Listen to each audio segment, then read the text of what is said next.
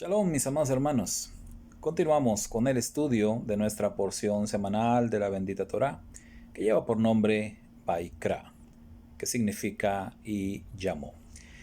Hemos estado hablando acerca del tema de los diferentes tipos de ofrendas y llama nuestra atención que hay una ofrenda por el pecado y también hay una ofrenda por la culpa. ¿Cuál es la diferencia que hay entre el pecado y la culpa? Hace años, yendo al médico gastroenterólogo, me detectaron mediante un estudio que tenía un problema de hernia hiatal. Y recuerdo las palabras que el médico me dijo. Él me dijo, Saúl, una cosa es la hernia hiatal y otra son las consecuencias de tener hernia hiatal. Posteriormente me explicó sus palabras. Pero recuerdo esto en relación a lo que nos enseña nuestra porción semanal. Una cosa es el pecado y otra la culpa por el pecado.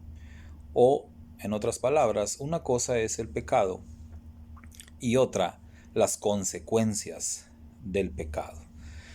El Eterno instruyó a su pueblo para prepararse y para lidiar con ambas cosas. El Eterno ordenó a su pueblo pagar ofrendas o dar ofrendas en expiación por el pecado, pero también ofrendas por la culpa. De manera que el pueblo del Eterno tenía que estar preparado para ambas cosas. Hoy los creyentes debemos entender esta diferencia y debemos entender que una cosa es el pecado y otra la consecuencia del pecado.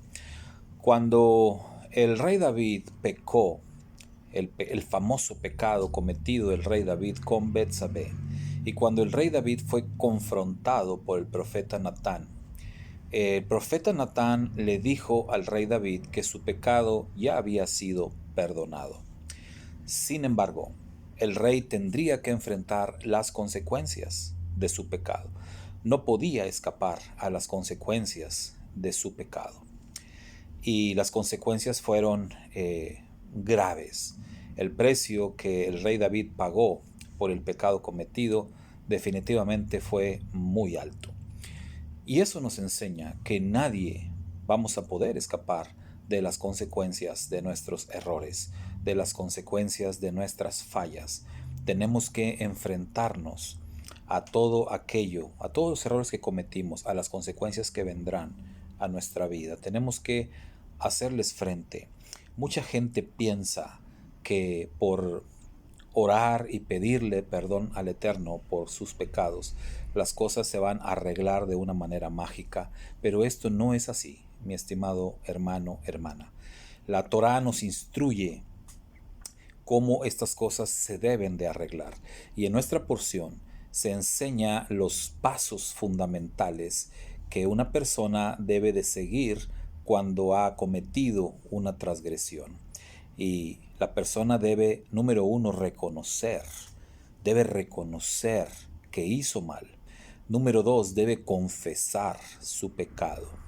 Número tres, debe presentar la ofrenda en expiación por el pecado. Debe presentar ofrenda por la culpa del pecado. Debe de enmendar los daños. Si causó un daño a una persona, debe de tratar de reparar el daño o de compensar el daño. Y el último paso y definitivo, por supuesto, es no vuelvas a cometer el mismo pecado.